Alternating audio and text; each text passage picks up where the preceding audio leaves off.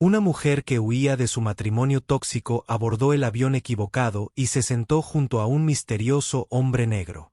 Si abres la boca una vez más, juro que te mataré. El vaso de cristal se hizo añicos contra la pared a centímetros de la cara de Sofía. Ella no gritó. Ella no pudo. Su hijo de 4 años dormía en la habitación de al lado y ella se había prometido a sí misma que nunca presenciaría una de esas escenas. El reloj de la sala marcaba las 23:47. Daniel, su marido, se abalanzó sobre ella, con los ojos inyectados en sangre y el aliento con olor a whisky. Sofía retrocedió hasta que sintió la fría pared contra su espalda. No había ningún otro lugar a donde ir. Por favor, susurró. Hablaremos mañana. Has bebido demasiado. Fue entonces cuando sonó su teléfono. Un mensaje. Sofía vio el nombre de Marcela aparecer en la pantalla. Daniel notó su mirada y su rostro se contorsionó con renovada furia. ¿Estás husmeando en mi teléfono ahora? La bofetada llegó rápida y fuerte. Sofía sintió el sabor metálico de la sangre en la comisura de su boca. No era la primera vez, pero algo dentro de ella le susurraba que sería la última. Papá. La voz somnolienta de Pedro vino del pasillo. El niño sostenía su dinosaurio de peluche, con los ojos muy abiertos ante la escena. Daniel se transformó instantáneamente. Hola, campeón. Mamá acaba de tirar un vaso. Vuelve a la cama ahora. Su voz era suave y gentil, la misma voz que usaba en público frente a amigos, familiares y compañeros de trabajo que lo admiraban como un esposo ejemplar. Sofía siguió a su hijo hasta su habitación, con las piernas temblando bajo el peso de una decisión que había pospuesto durante 3 años. Mami, te duele la cara, murmuró Pedro tocándose el labio hinchado. No es nada, cariño. Mamá te golpeó sin querer. Las mismas excusas de siempre. Vuelve a dormirte. Pedro se durmió enseguida, abrazado a su dinosaurio. Sofía lo observó unos minutos, escuchando a Daniel roncar en el sofá de la sala, vencido por el alcohol. La mochila ya estaba empacada, escondida en el fondo del armario durante semanas. El pasaporte de Pedro y el suyo estaban guardados en una caja de zapatos. Los pocos miles que había ahorrado en secreto durante meses. Esta noche sería diferente. Esta noche se iría. Sofía tenía 34 años y era profesora universitaria de literatura. Había conocido a Daniel en un congreso académico hacía 8 años. El romance fue rápido e intenso. Era un empresario exitoso, encantador y elocuente. Los problemas empezaron después de la boda. Primero fueron las críticas sutiles, luego el control financiero, el aislamiento gradual de amigos y familiares. La primera agresión llegó durante su embarazo. Ahora, mientras sacaba la mochila de su escondite en silencio, sus manos ya no temblaban. En su mente, repetía el mantra que le había enseñado su psicólogo clandestino. Mereces seguridad. Pedro merece seguridad. La aplicación de transporte decía, faltan 3 minutos para llegar. Sofía escribió una nota rápida, no por remordimiento, sino para ganar tiempo antes de que Daniel notara su desaparición y empezara a buscarlos. Despertó a Pedro con suavidad. Cariño, vamos de aventura. Estad muy callados como espías, ¿de acuerdo? El niño, todavía somnoliento, asintió. Sus ojos brillaban con la promesa de aventura, sin comprender el verdadero significado de su escape. En el aeropuerto, Sofía pagó en efectivo el primer billete disponible. Destino, recepción. Estaba bastante lejos, una ciudad donde tenía un primo lejano. A Daniel nunca se le ocurriría buscarlos allí. Puerta B7, dijo el asistente. Embarque en 25 minutos. El vuelo estaba lleno. Sofía sostenía fuertemente la mano de Pedro, mirando constantemente hacia atrás, temerosa de ver en cualquier momento el rostro familiar de su marido. Al abordar, caminó por el estrecho pasillo hasta su fila y encontró solo un asiento disponible al lado de un hombre que dormía junto a la ventana. Disculpe, susurró. El hombre abrió los ojos, profundos, intensos, observador, negro, quizá de 40 años, vestido sencillamente, pero con una presencia que llenaba el espacio. Se movió para que Sofía y Pedro pudieran sentarse. Solo cuando el avión despegó, dejando atrás las luces de la ciudad, Sofía se permitió respirar. Le dolía el cuerpo, le palpitaba el labio, pero por primera vez en años, el miedo comenzó a disiparse. Fue entonces cuando se dio cuenta de que el hombre que estaba a su lado observaba discretamente el moretón que tenía en la cara. «Mi nombre es Rafael», dijo simplemente, sin preguntas invasivas, sin juicios. «Sofía», respondió, sin saber por qué le confiaba esa información a una desconocida. Lo que Sofía no sabía era que Rafael no era un pasajero cualquiera. El asiento a su lado no era una coincidencia del destino. Las conexiones entre sus vidas, tejidas mucho antes de ese vuelo, pronto se revelarían de maneras que transformarían para siempre su comprensión de la justicia, la redención y las segundas oportunidades. Si esta historia sobre una mujer que encuentra el coraje para escapar de una relación abusiva te conmovió, no olvides suscribirte para descubrir cómo un encuentro aparentemente casual se convertirá en un viaje inesperado de transformación y justicia. El avión atravesó las nubes mientras la luz de abrocharse los cinturones se apagaba. Pedro, finalmente más despierto, miraba fascinado por la ventana, señalando el algodón de azúcar que parecía flotar bajo ellos. Rafael le ofreció su asiento al chico, quien aceptó con una sonrisa tímida. «¿Es su primera vez volando?», preguntó Rafael, con su voz tranquila creando un extraño contraste con la tormenta interior de Sofía.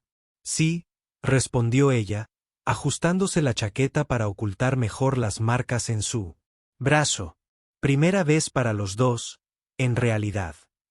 La mirada de Rafael se detuvo brevemente en el labio cortado de Sofía, pero sin juzgarla. Ella se dio cuenta de que él notaba cada detalle. La forma en que se encogía instintivamente cuando alguien pasaba demasiado cerca, como sus ojos recorrían constantemente el pasillo del avión. «¿Destino final?», preguntó con indiferencia, como si fueran dos desconocidos hablando del tiempo. «Recife, tengo una prima allí». Sofía dudó. De hecho, ni siquiera sé si aún vive en la misma dirección. «No hemos hablado en años». Rafael asintió, comprendiendo las palabras no dichas. «¿Y tú?», preguntó Sofía, intentando desviar la atención. «¿Salvador?», sonrió levemente. «Me voy a casa después de mucho tiempo fuera». La azafata pasó ofreciendo bebidas.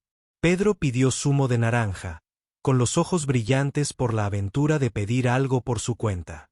Sofía declinó, con el estómago aún revuelto por la adrenalina y el miedo. «Deberías comer algo», comentó Rafael, ofreciéndole su bolsa de cacahuetes. «Huir requiere energía». Sofía se quedó paralizada. Sus ojos se encontraron con los de él. «¿Cómo lo hiciste?». «Reconozco las señales», dijo simplemente. «Trabajé durante años con mujeres en situaciones de violencia, en un centro de apoyo en Salvador».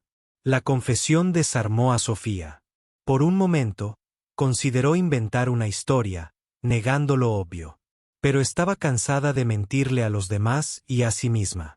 «Él vendrá a buscarnos», susurró lo suficientemente bajo para que Pedro, distraído con su juego de dinosaurio, no pudiera oírla. «Daniel tiene contactos, dinero, amigos y la policía. Lo he visto desaparecer cosas». Rafael guardó silencio un momento, como si sopesara algo. «¿Tu plan es quedarte con tu prima?». Sofía se encogió de hombros. «No tengo un plan concreto. Solo irme». Fue entonces cuando vibró su celular. Sofía se quedó paralizada. Era el teléfono de emergencia que mantenía oculto con un chip prepago. Solo su compañera de trabajo, Camila, tenía ese número. El mensaje le heló la sangre. «Daniel estaba en la universidad buscándote. Está furioso. Dijo que te llevaste a Pedro sin permiso. Habla de secuestro. La policía ha sido notada». Sofía sintió que el pánico le subía a la garganta, amenazando con asfixiarla. «¿Secuestro?». ¿De verdad llegaría tan lejos? ¿Pasa algo?, preguntó Rafael, notando su cambio. Sofía le mostró el mensaje con las manos temblorosas. Va un paso por delante, como siempre. Rafael consideró la situación un momento. Recife no estará a salvo. Comprobará vuelos, autobuses, terminales. Con una acusación de secuestro, la policía te buscará. No tengo a dónde ir, susurró Sofía, sintiendo las paredes del avión cerrarse y rodearla. Rafael dudó, como si librara una batalla interna. Finalmente, dijo, ven conmigo a Salvador. Conozco gente que puede ayudar. Un refugio seguro con protección legal. La propuesta era absurda. ¿Confiar en un extraño? Ir a una ciudad donde no conocía a nadie. ¿Pero qué era más peligroso? ¿Lo desconocido o el que ella conocía demasiado bien? ¿Por qué ayudarías?, preguntó Sofía, y su desconfianza superó brevemente su desesperación. Rafael sonrió, una sonrisa teñida de tristeza. Digamos que he estado en el otro lado de esta historia. Cuando el avión inició su descenso para hacer escala en Meso, Sofía tomó su decisión. No puedo pagarte, no vendo nada, respondió Rafael, simplemente ofreciendo un puente a alguien que está parado al borde del abismo. En la sala VIP del aeropuerto de Meso, Daniel Méndez escribía frenéticamente en su portátil. Sus contactos ya lo habían confirmado. Sofía y Pedro habían abordado un vuelo a Rece. La policía estaba preparada para interceptarlos a su llegada. Señor Méndez. Un empleado de la aerolínea se le acercó. Hemos confirmado tu billete a Recife.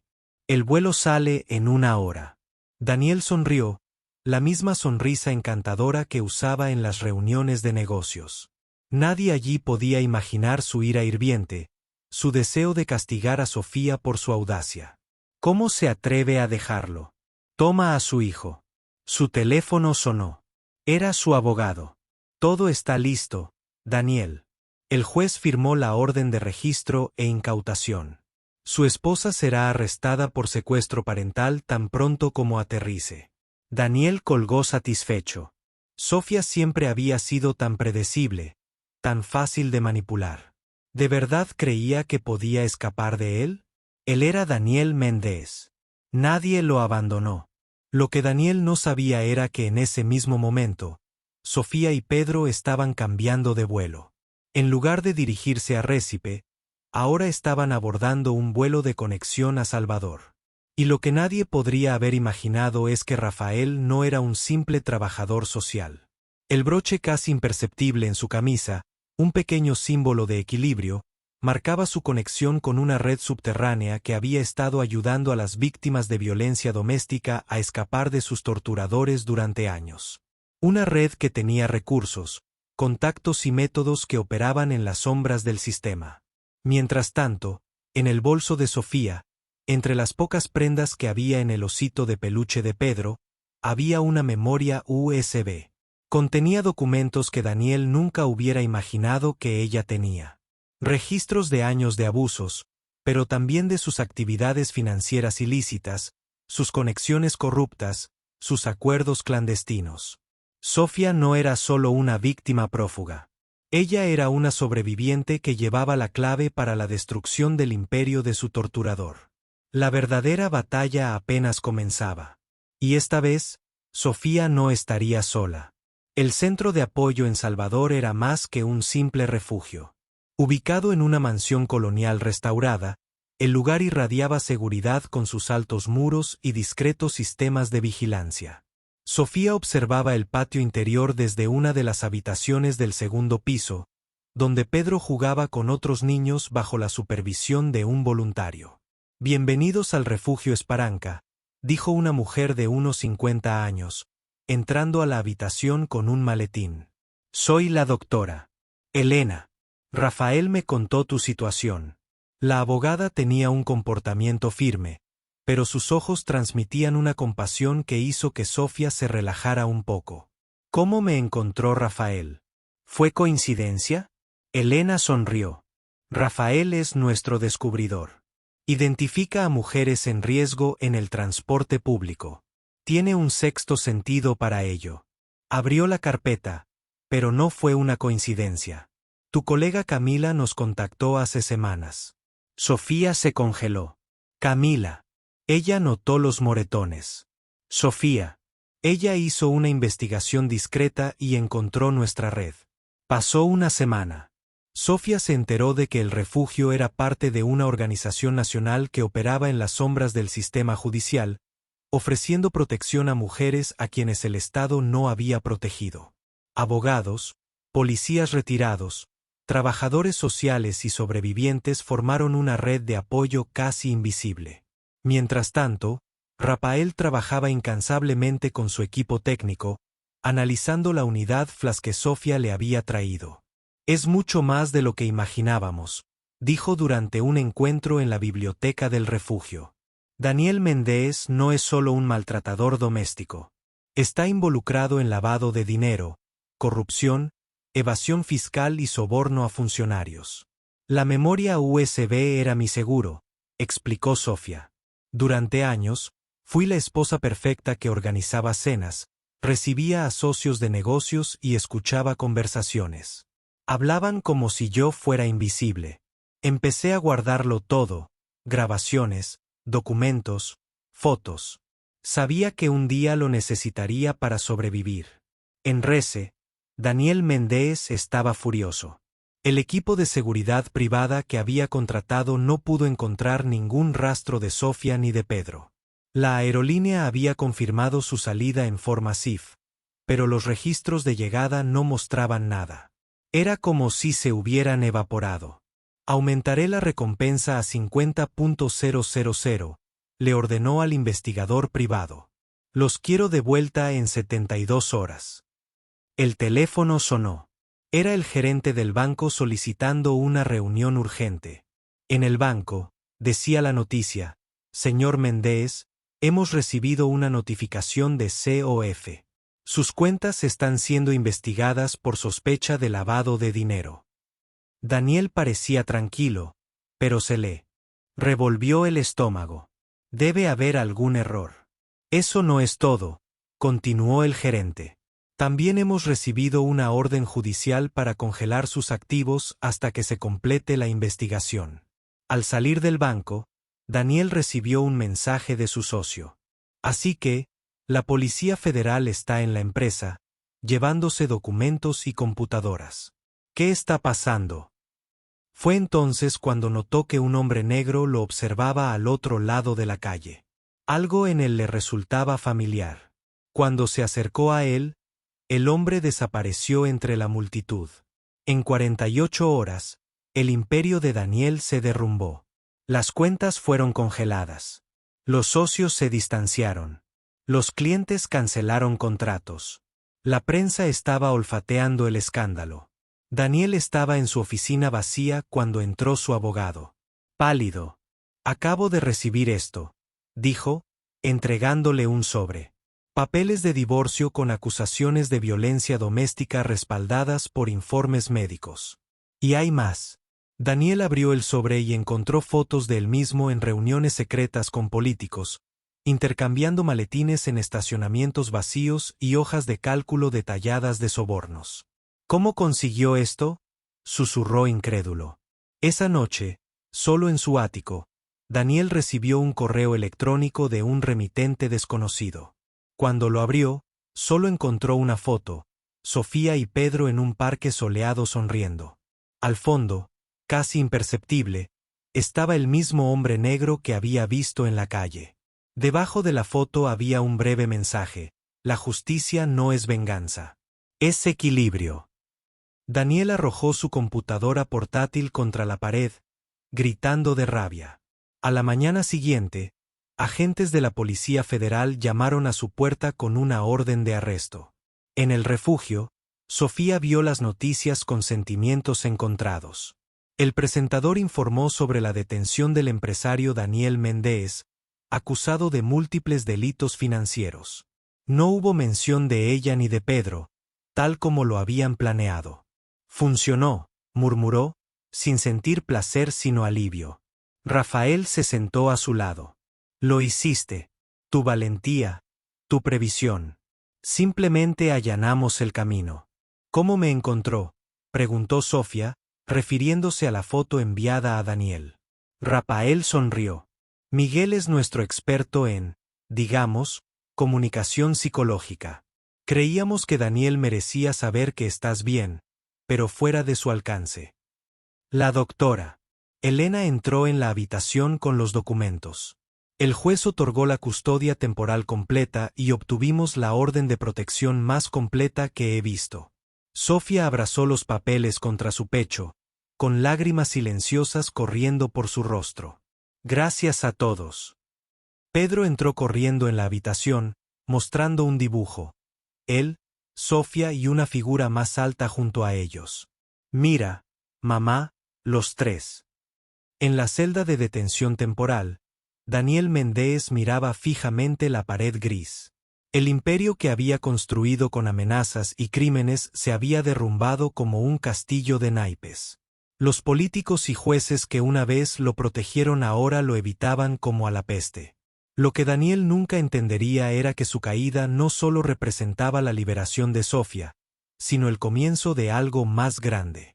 La red silenciosa que Rafael y tantos otros habían construido no solo un agresor, sino todo un sistema de privilegio e impunidad.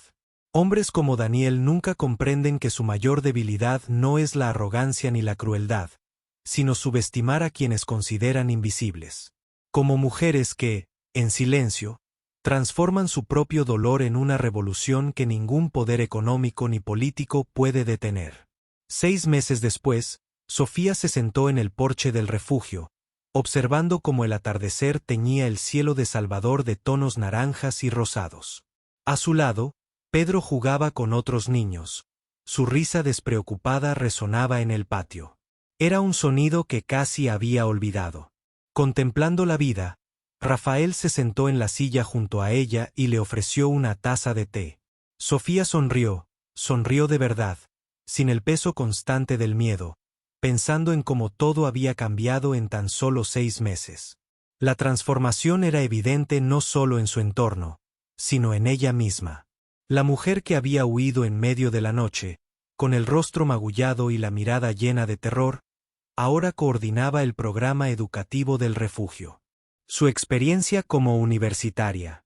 El profesor había encontrado un nuevo propósito: ayudar a otras mujeres a reconstruir sus identidades profesionales tras escapar de relaciones abusivas. Recibimos a 3 familias más esta semana. Rafael dijo, una de ellas vio tu entrevista en televisión. La entrevista anónima que Sofía había dado, filmada en silueta para proteger su identidad, se había transmitido a nivel nacional. Sin revelar nombres, compartió su historia y, lo más importante, explicó cómo había logrado documentar años de abuso y delitos financieros. El efecto fue inmediato. Cientos de mujeres comenzaron a crear su propia evidencia de seguro que pudieran usar si necesitaban escapar. ¿Cómo está nuestro amigo?, preguntó Sofía, refiriéndose a Daniel. Rafael revisó su teléfono. Según nuestros contactos, permanece detenido. El tribunal ha denegado todas las solicitudes de habeas corpus. Las pruebas son abrumadoras.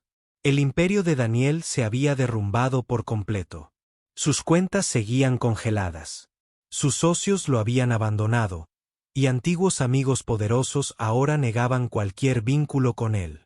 El otrora respetado empresario quedó reducido a un delincuente común, compartiendo celda con otros reclusos a quienes no les impresionaba su pedigrí ni sus conexiones. Intentó sobornar a un guardia para averiguar dónde estábamos, añadió Rafael. Fue trasladado a una unidad de máxima seguridad. Sofía asintió, sintiendo una extraña ausencia de emoción. No era odio ni alivio.